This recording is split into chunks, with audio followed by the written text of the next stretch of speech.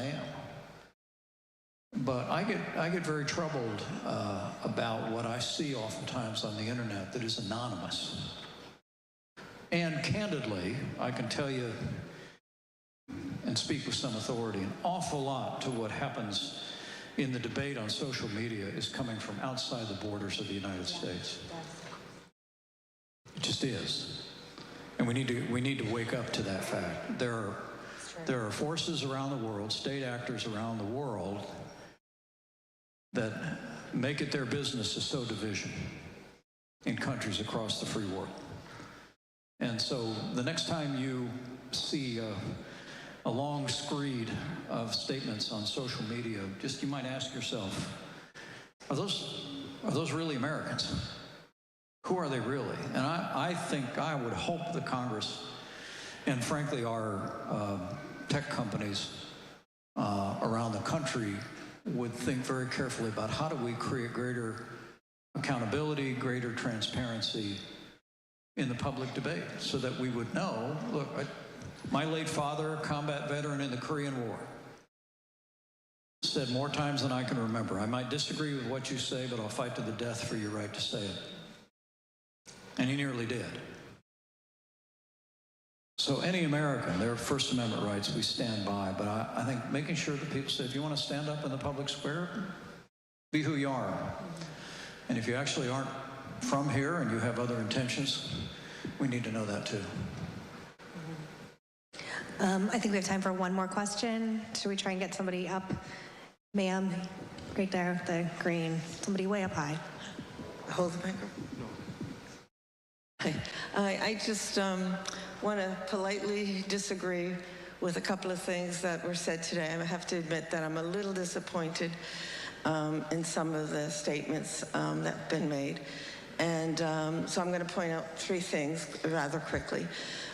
First of all, you, Vice President Pence, you made a statement about how people who are behind mass killings or assassinations, how there should be quick justice for these people, that there should be due process, but once convicted, that there should be justice, quick justice. And yet, on January 6th, when people were saying, hang Mike Pence, hang Nancy Pelosi, that those insurrectionists were pardoned. And I want to know why the Republicans didn't stand up for justice. That's the first thing. The second thing was on FEMA. No, I'm sorry, that you talked about DOJ, and you talked about how good the American public is. And yet, USAID has been canceled, and FEMA has been minimized. And those are two wonderful programs that the good American people back. And they are being, as I said, dismantled and minimized. And then the third thing that really disturbs me is the comments in the very beginning that giving the impression that Democrats are more willing to tolerate or justify political violence. And yet, Republicans, time after time after time, vote against sensible gun laws. And I don't understand how you can justify these two comments. Why are gun laws, why do Democrats back gun laws, and why will Republicans not stop the slaughtering of American people in our country and vote for gun laws?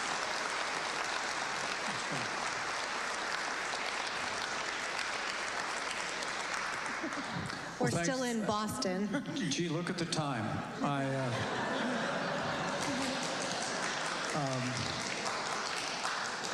Thank you for thoughtful questions, well expressed. Let me take them in reverse order. Second Amendment, I cherish the Second Amendment of the Constitution as much as the First Amendment.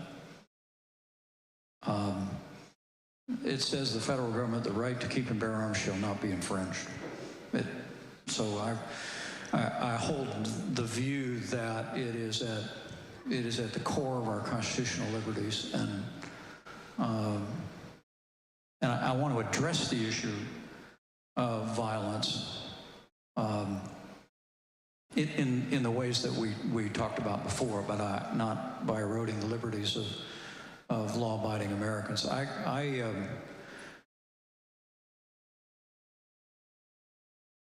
think with regard to the cuts in the programs, you and I might not be too far apart. USAID had a lot of excesses, and there were, like any time in Washington, D.C., when you have these massive spending bills, a lot gets tucked into the pages at the end, and there was a lot that could be cleaned up.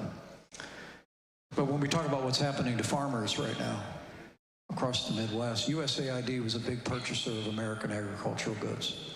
It's not happening right now. And I'm just telling you, here, sitting here in Boston, farmers are hurting right now. Mm-hmm.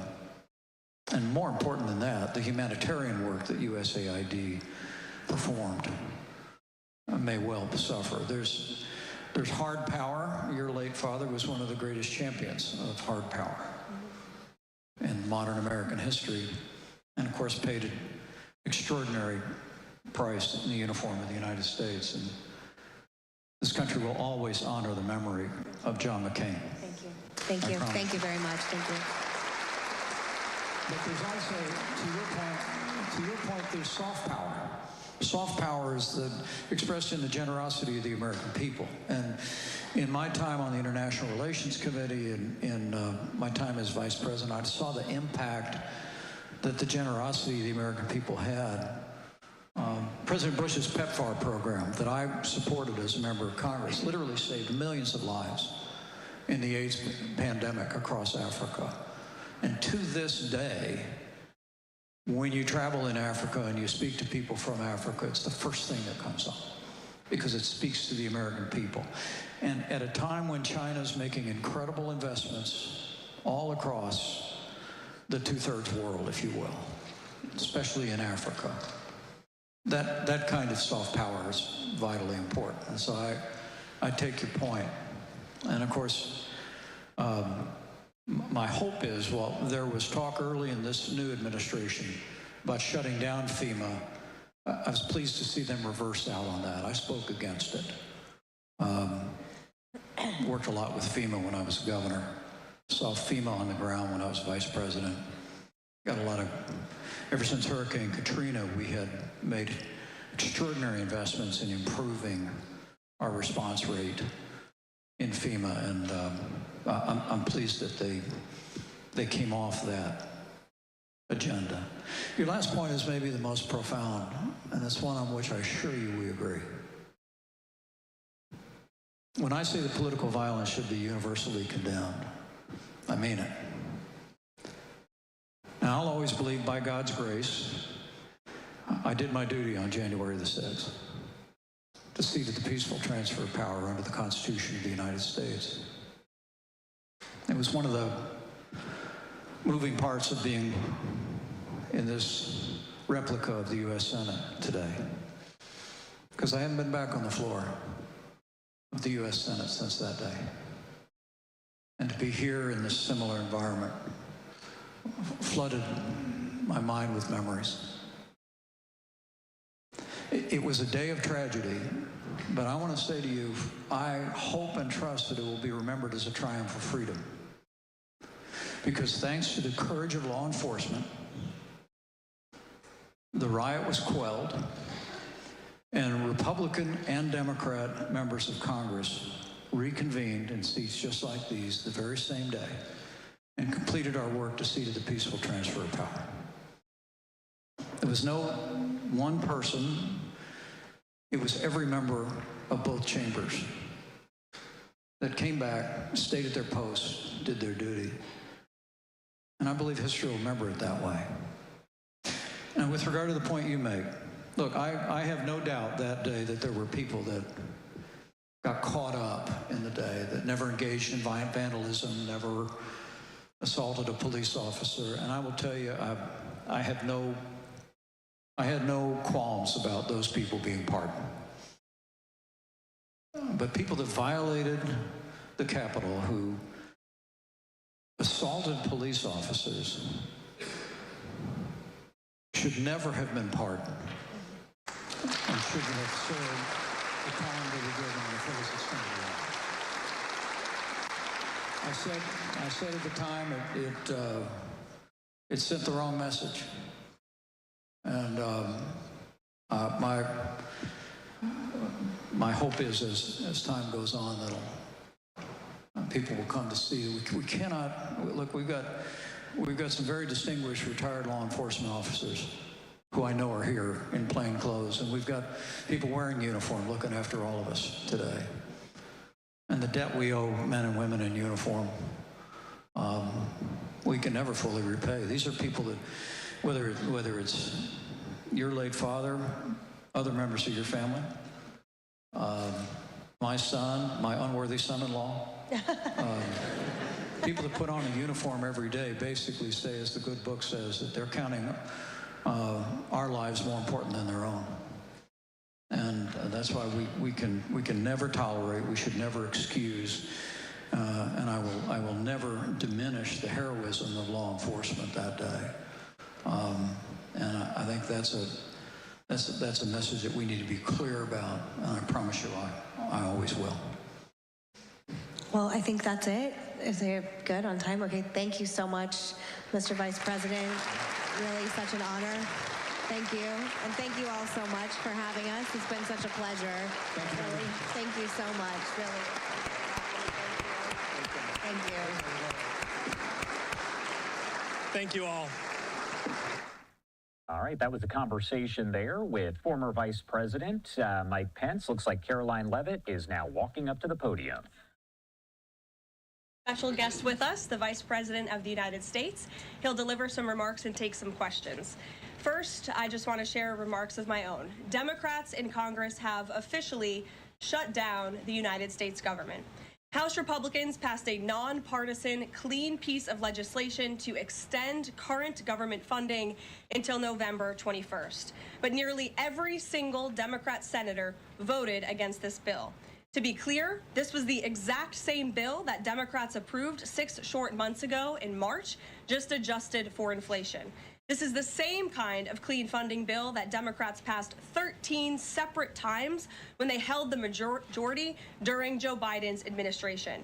So the American people woke up this morning and asked the obvious question: why is the government shut down right now? The answer is pure partisan politics being played by the Democrat Party. The Democrats shut down the government because President Trump and the Republicans will not force American taxpayers to pay for free health care for illegal aliens. America is $37 trillion in debt. We cannot afford to provide taxpayer-funded free health care to illegals who broke the law to enter our country. To put this all into perspective, the Democrats refused to keep the government open over health care to illegal aliens and now have jeopardized critical health care programs for American citizens instead. The Women, Infants, and Children program, community health center funding, Medicare treatment options, and other health programs are now all at risk because of the Democrats rejecting the clean CR. The most vulnerable in our country are being punished because the Democrats want to prioritize illegals over American citizens. And if Democrats actually cared about health care, they would applaud the actions taken by President Trump just yesterday in the Oval Office. He took a bold and massively popular action to improve our healthcare system. He announced the first agreement with a major pharmaceutical company, Pfizer, to lower drug costs for Americans. This is a historical achievement long sought by past Democrat presidents that only President Trump was able to get done. Also yesterday, while the Democrats were whining about health care for illegal aliens, President Trump signed a powerful executive order to supercharge American AI innovation and unlock cures for pediatric cancer patients in the United States.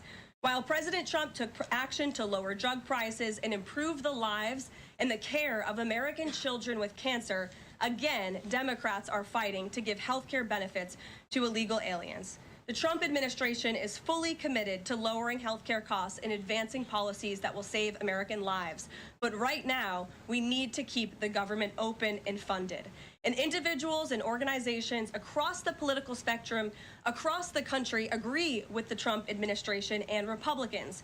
The labor union leader, the Teamsters, Sean O'Brien, sent a very blunt message to Democrats over their destructive antics. He said American workers are not bargaining chips. Senators need to stop screwing around and pass the House-passed clean short-term funding bill.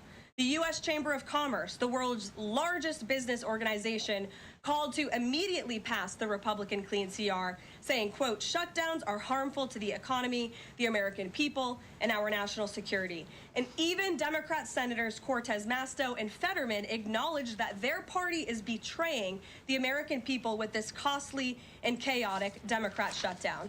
Enough is enough. Democrats need to stop sabotaging our country and holding the American people hostage in the country. Democrats need to do their jobs. The American people want the government reopened, and this is proven in a New York Times poll showing that 2 in 3 Americans say the government should not be shut down by the Democrats, even if their absurd demands are not met. The president and Republicans are working very hard to reopen the federal government. The vice president here has been crucial in this effort. We encourage all Americans across the country, call your Democrat senators and encourage them to reopen the government. That's what President Trump and the vice president want to do. And with that, I will turn it over to our great vice president, J.D. Vance. Great. Well, thank you, Caroline, and good afternoon to everybody, and good afternoon to everybody who's watching at home. It's a tough act to follow, but let me just say a few things, and then I'll take a few questions. Number one, Democrats say that they care a lot about lowering health care costs, and yet when the president took historic action to work with the drug companies to lower prescription drug prices, the Democrats did nothing to help us. In fact, we would have loved to have the Democrats helping us, but they didn't. They talk about doing something. They don't actually do the hard work of making it happen. What they have done instead is to shut down the government because we won't give billions of dollars to health care funding for illegal aliens. That is what has actually happened. To the American people who are watching, the reason your government is shut down at this very minute is because, despite the fact that the overwhelming majority of congressional Republicans and even a few moderate Democrats supported opening the government, the Chuck Schumer AOC wing of the Democratic Party shut down the government because they said to us, we will open the government, but only if you give billions of dollars of funding for health care for illegal aliens. That's a ridiculous proposition. Let me say two other quick things, and then again, I'll take some questions. Number one, we all understand that Democrats and Republicans have policy disagreements. The Democrats want to do things. Look, when Chuck Schumer and Hakeem Jeffries were in here a couple of days ago, they made some suggestions that the president was more than happy to say, yes, let's sit down and talk about how we can solve the health care crisis that we inherited from the Biden administration. But it's one thing to say that we should solve the health care crisis for Americans. It's another thing to say that we're going to shut down the government unless we give the Democrats every single thing that they want, which, as Caroline says, includes giving billions of dollars of taxpayer funding for health care for illegal migrants. That's ridiculous. You don't have policy disagreements that serve as the basis for a government shutdown. Let's have the conversation about how to fix American health care, about how to make health care more accessible. As the president showed, he's more than willing to act on behalf of the American people for this very reason. What you don't do is say, unless you do exactly what we want to do as congressional Democrats, we're taken hostage. And the hostage, it turns out, is critical, essential services that the American people need. Caroline talked about some of it. Let me talk about some more. Our troops are not getting paid starting today because of the Chuck Schumer wing of the Democratic Party. We have people who require food assistance, low-income Americans who require food assistance, who will not get it unless we reopen the government, thanks to Chuck Schumer and his wing of the Democratic Party. We have flood insurance as we start hurricane season in the southeastern part of our country. That flood insurance is going to disappear because of Chuck Schumer and the far left of the Democratic Party. We need to reopen the government. Let's fix America's problems. Let's work together to solve them. But let's reopen the government before we have our negotiation about health care policy. That's what the American people demand, and that's certainly what the President of the United States wants. Let me make one final point. I think a lot of Americans are asking themselves, why did this happen? Why did the Democrats shut down the government despite, as Caroline said, voting on the exact same piece of legislation 6 months ago? And there are a lot of different spins that we can put on it, a lot of different answers that we could give, all of them true. One answer I already gave is that they want to give health care benefits to illegal aliens. That is true. They gave us legislative text that would have undone us cutting off health care benefits for illegal aliens. That's one of the things that they asked for. But the reality here, and let's be honest about the politics, is that Chuck Schumer is terrified she's going to get a primary challenge from Alexandria Ocasio-Cortez. The reason why the American people's government is shut down is because Chuck Schumer is listening to the far-left radicals in his own party because he's terrified of a primary challenge. So I'd invite Chuck Schumer to join the moderate Democrats and 52 Senate Republicans, do the right thing, open up the people's government, and then let's fix health care policy for the American people. Questions? Mr. Vice President. That's a lot. Matt Boyle. Okay.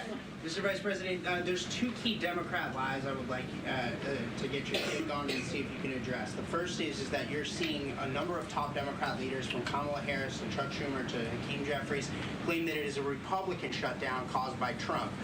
The second is that they're out there now claiming that they don't want to give health care to illegal aliens.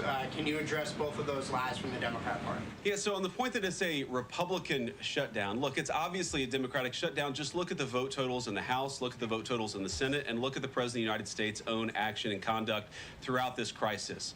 Nearly every single House Republican voted to open the government, Matt. Nearly every single Senate Republican voted to open the government last night, and even to their credit, a few moderate Democrats voted to open the government. That's not a Republican shutdown when nearly every single Senate Democrat votes to shut it down and every Republican voted to open it up. It's just obviously not true. Now, you can disagree about a number of things, but you can't disagree about the obvious fact that Republicans voted to open the government. The president stands ready to sign that opening of the government. We just need a few more Democrats to join us in that effort to open the government. Your final question about illegal alien benefits. Look, the text is very clear, and I even saw, I think it was George Stephanopoulos in an interview with Mike Johnson, did a fact check that was totally rooted in baseless claims. It was basically Democrat propaganda. If you look at the legislative text that they gave us, they tried to turn on two separate provisions that would give health care benefits to illegal aliens. Number one, if you're an American citizen, you've been to a hospital in the last few years, you probably noticed that wait times are especially large, and very often somebody who's there in the emergency room waiting is an illegal alien, very often a person who can't even speak English. Why do those people get health care benefits at hospitals paid for by American citizens? The answer is a decision made by the Biden administration that the Trump administration, working with congressional Republicans, undid. We turned off that money spigot to health care funding for illegal aliens. The Democrats, in their legislative text, want to turn it back on. That's one thing. The second thing, Matt, is we all know that there are various ways in which the Biden administration waved away illegal immigration status. They gave parolees, they gave asylum claims to people who weren't really claiming asylum. And when they waved the magic wand of amnesty, giving millions of people legal status, even though they were in the country illegally, they also gave those people access to health care benefits. So what the Democrats are engaging in is a sleight of hand. They're saying, no, no, no. Those weren't illegal aliens who were getting health care benefits, even though everybody, knows they were in the country illegally. It's a lie told by the Democrats that they're not trying to give health care benefits to illegal aliens. It's a lie that is obviously untrue if you just look at the text that they gave us. And all you have to do is understand that this is about. The big holdup is, of course, that you guys say illegal immigrants are getting taxpayer-funded health care. Democrats say you're lying. That makes it feel like it could be a really long shutdown. Is this going to be a long shutdown? You know, I don't know. I can't predict what congressional Democrats are going to do, Peter, but I actually don't think it's going to be that long of a shutdown. This is a pure guess from the Vice President of the United States because I think you already saw some evidence that moderate Democrats are cracking a little bit. They understand the fundamental illogic of this. Look, for years, every single one of us, we can remember Barack Obama on the White House lawn. We can remember Chuck Schumer. We can remember, Nancy Pelosi. For years, in Chuck Schumer's case, for literally decades, we've heard them say, you don't shut the government down over a policy disagreement. Okay, Republicans think this thing about health care, that thing about health care. Democrats think this thing about immigration. Republicans disagree. Whatever those disagreements are, you don't shut down the government over it. For the first time since the Democrats have been in politics, they're now saying that unless we get every policy item that we demand, we're going to shut down the people's government. They're trying to take a hostage, and we're not going to let them. And the administration announced today that $18 billion bound for New York transportation projects is going to be frozen so it can't go to DEI programs there. But the timing of this, does announcing that today mean that you guys are going to squeeze Chuck Schumer's home state until he blinks? Look, I haven't talked to Russ about this morning, but look, I'm sure that Russ is heartbroken about the fact that he's unable to give certain things to certain constituencies. We want to do everything that we can to help the American people, but when the Democrats shut down the government, we have to actually do a little triage to make sure the most critical and most essential services are provided. The government does a lot of things. Of course, Republicans think that the federal government probably does too much, but there are a lot of critical things the federal government does that absolutely all of us would agree need to do. Our troops need to get paid. Our air traffic controllers need to make sure that people are flying safely and on time. We need low-income people to be able to access the food services that are provided by the federal government. There are critical things that need to be saved. We're going to do everything that we can over the coming weeks, if the shutdown lasts that long, to ensure that people get the essential services that they need, despite the fact that Chuck Schumer has shut down the federal government. It's not going to be perfect because we are in a government shutdown. We are going to have to lay some people off if the shutdown continues. We don't like that. We don't necessarily want to do it, but we're going to do what we have to keep the American people's essential services continuing to run. Thank you. Yeah. Thank you, Mr. Vice President, and thank you for being here. Yesterday, President Trump said, as a result of the shutdown, we'll be laying off a lot of people that are going to be very affected, and the Democrats, they are going to be Democrats. Has the administration asked agencies to target federal workers who they believe to be Democrats in these reductions of forces? We're not targeting federal agencies based on politics. We're targeting the people's government so that as much as possible of the essential services can continue to function. That is the question the president has asked the entire government, is fundamentally, okay, we're in a shutdown. That causes some problems. The troops aren't getting paid. There's nothing that we can do about that while the government is shut down. But there are essential services that we want to make sure as much as possible they still continue to function.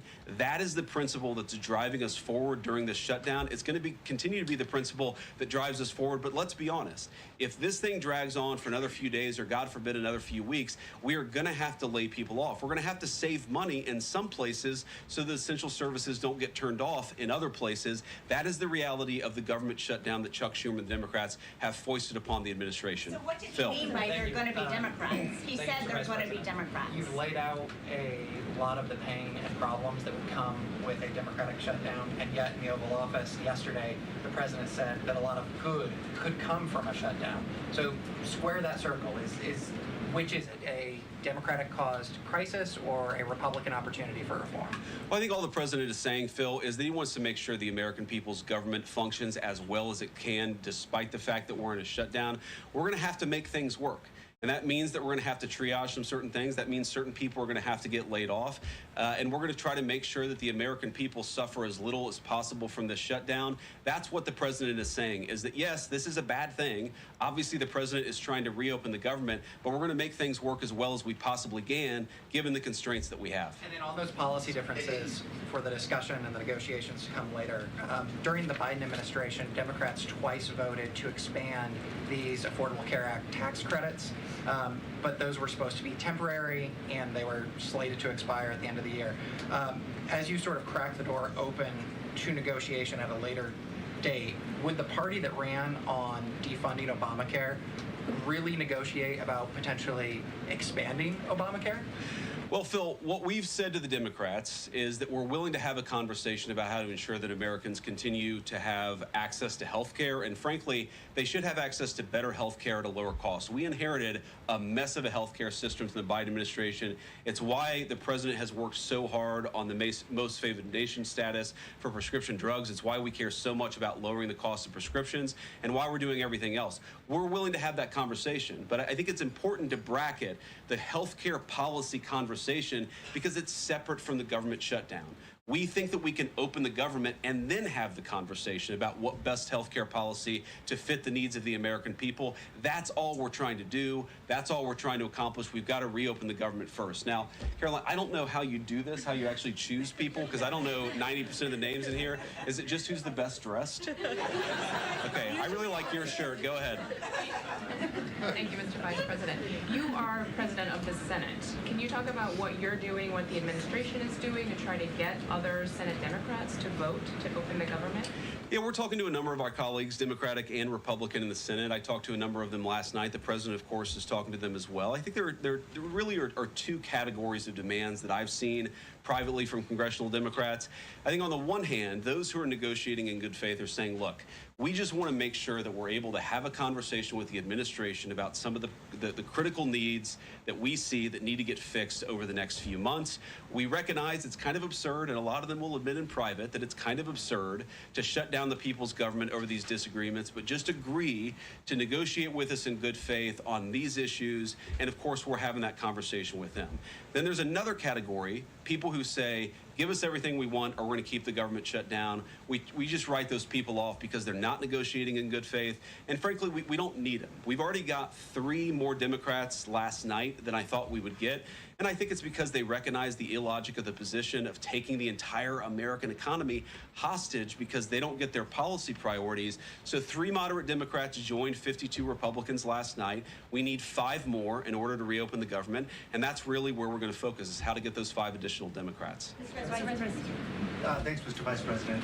First 2 questions. Are there plans to meet Democratic leaders again in the coming days, or are you planning on plucking out senators one by one? So that's the whole question?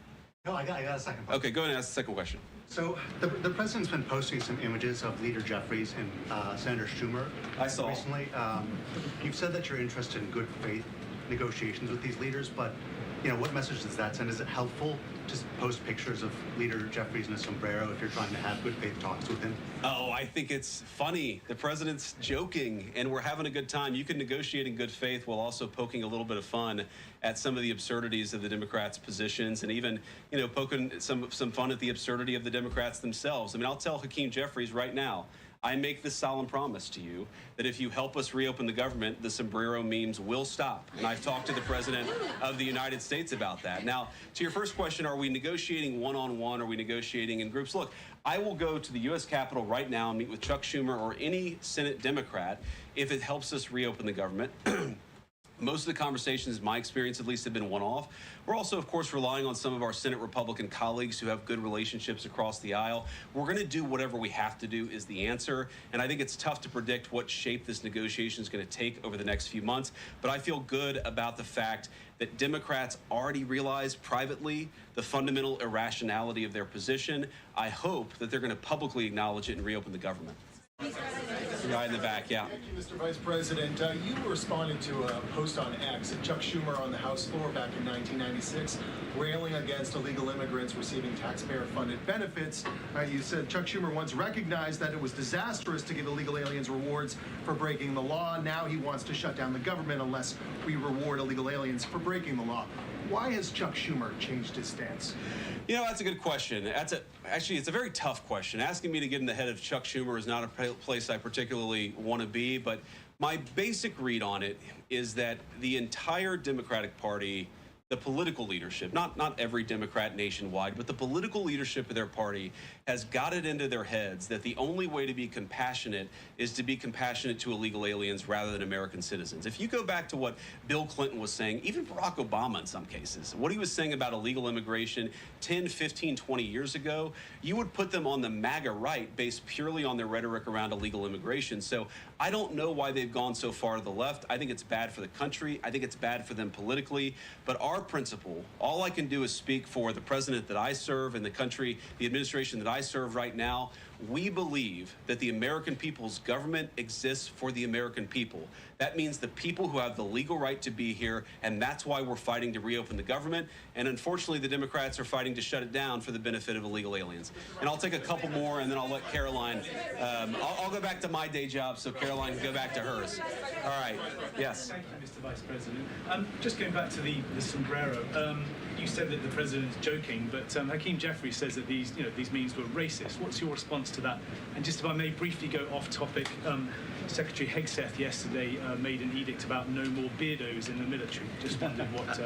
Sorry, what did he say? No more beardos Beards. Oh, sorry, that's my accent. Just wondered your response to that. I didn't see that particular comment. I thought Pete gave a hell of a speech, and a speech that really is just oriented around returning the American military to the very high standards that it has had for virtually its entire history until Joe Biden came along and decided to lower standards. I think it was bad for our military, and it was bad for our troops. When I was a young United States Marine, I did not have a beard. I am now the vice president, so I get to do what I want to do. But I think Pete's trying to re-implement high standards, and that's a very good thing. On the sombrero thing, I mean, Hakeem Jeffries said it was racist, and I know that he said that, and I honestly don't even know what that means. Like, is he a Mexican American that is offended by having a sombrero meme? I mean, I saw one of the major TV stations put the meme up and then say, this is AI generated. And he had like the curly animated mustache too. It's like, do you really not realize the American people recognize that he did not actually come to the White House wearing a sombrero and a black curly animation mustache? Like, give the country a little bit of credit. We're all trying to do a very important job for the American people. The President of the United States likes to have a little bit of fun when he's doing it, and I think that's okay. I'll take one more question. Mr. Vice President, in every previous shutdown, workers have been furloughed, not laid off. So why does the president want to fire some workers and not just furlough them? Why is this shutdown any different? Well, first of all, we haven't made any final decisions about what we're going to do with certain workers. What we're saying is that we might have to take extraordinary steps, especially the longer this goes on. We're going to have to take extraordinary measures to ensure the people's government operates, again, not perfectly, because it's not going to operate perfectly in the midst of a shutdown, but operate as well as it possibly can. And I think that the Democrats, if they're so worried about the effect this is having on the American people, and they should be, what they should do is reopen the government, not complain about how we respond to the fact that Chuck Schumer and the Democrats have shut down the government in the first place. Thank you all. Also says he's going to target some benefits, Mr. Vice President. Thank you. See you guys. Benefits to be cut as well? All right, guys. Well, let's let the fun continue. Let's go ahead. Kate, why don't you start? The president talked about doing things that he said were irreversible during the shutdown, cutting vast numbers of people, he said, and cutting programs. Can you specify what exactly he was referring to, what's on the table, and what's going to be cut? Look, I think the vice president just referred to this in some of the answers that he gave regarding the layoffs. There are unfortunate consequences to a government shutdown, and the federal government is not receiving any cash at the moment, and so the Office of Management and Budget has been tasked with looking over the receipts and looking over the budget of the entire federal bureaucracy, and as the vice president said, determining what needs to continue to go out the door and what can we continue to keep running and what unfortunately is going to have to come to an end. So those decisions are being made, and unfortunately layoffs are very likely, as the vice president just said, going to be a part of that. And has the White House had any direct response from Hamas from the peace proposal that was laid out? The president said he would give 3 or 4 days, but is there a hard deadline now, or what are the next steps here? I will reiterate what the President of the United States said,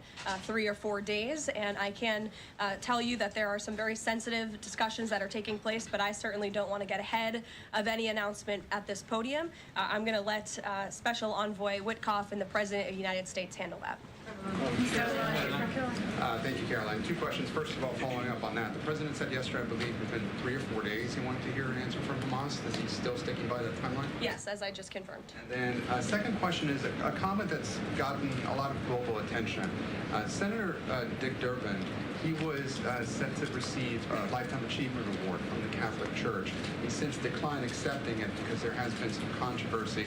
Pope Leo commented on this, and he said that someone who says I'm against abortion, but I'm in agreement with the inhumane treatment of immigrants in the United States, I don't know if that's pro-life.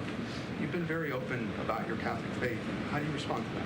I would reject there is inhumane treatment of illegal immigrants in the United States under this administration. There was, however, significant inhumane treatment of illegal immigrants in the previous administration as they were being trafficked and raped and beaten and in many cases killed over our United States southern border. You also look at the inhumane treatment at the hands of some of these illegal immigrants that took place under the previous administration as well. Laken Riley comes to mind, a beautiful American citizen who was killed at the hands of an illegal immigrant. So this administration is trying to enforce our nation's laws in the most humane way possible, and we're upholding the law, and we're doing that on behalf of the people of our country who live here. Thanks a lot, Caroline. What is the level of concern that the administration has regarding a protracted government shutdown in terms of its impact on the U.S. economy and also its impact on small businesses as well? Well, look, this government shutdown is no doubt going to impact everyday Americans, and it is the fault of the Democrats that we are in this position. And I know I relayed some programs that will be impacted. The Vice President did as well, but I just want to make sure the American public understand what the Democrats have done to our government and our country. 1.3 million active duty troops will work now without pay. Critical food assistance for low-income women, infants, and children will now lapse. No new mothers or children are allowed to join this critical program because of the Democrats' decision to shut down the government. Telehealth services for seniors and in-home treatment options for Medicare patients will now come to an end. Nearly 50,000 members of the United States Coast Guard are going to have to work unpaid.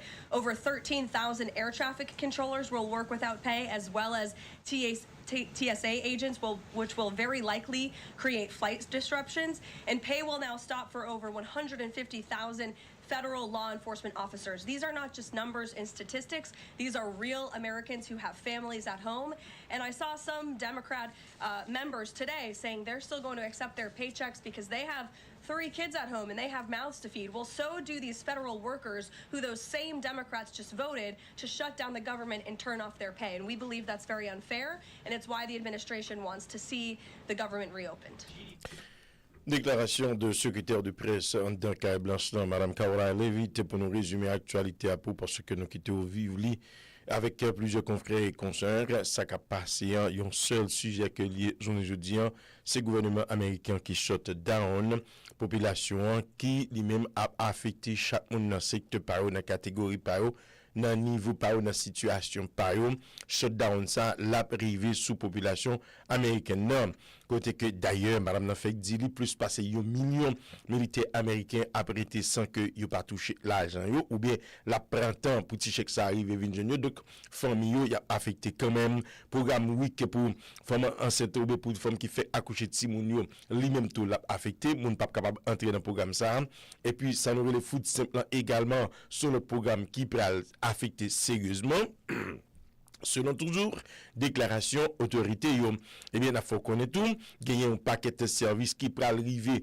trouver dans situation pour pas qu'à fonctionner nous seulement rappeler nous dire ça gagner sanitaire les pack yo pas ouvrir et puis cimetière yo également a fermé le service voirie mairie pas fonctionner pour venir tirer trash devant la caillou attendre que ou pral une série de city côté que la rue sale parce que si ça t'arrive ou pas gain l'argent eh bien ou pral obligé camper employé les ça ou pral qui impacte que le pral gain et gouvernement li déjà annoncé li pas non seulement voyer moun la caillou pour un petit bout de temps mais le pral révoquer moun ça veut dire que ou révoquer ou perdu job ou dégage ou à chercher job l'autre côté ou bien si tu t'a retourner dans l'état c'est pour réappliquer den ou t'as censé perdu tout ça que ou te gain comme bénéfice dans temps de carrière que ou gagné dans administration l'état c'est parti causer ça qui a passé là, je ne dis et on comprend, chaque nèg gonflé pointe yo gonflé l'estomac yo été dans corner pa yo et que chaque nèg senti que yo bien confortable côté que yo pas décidé avancer. Cependant,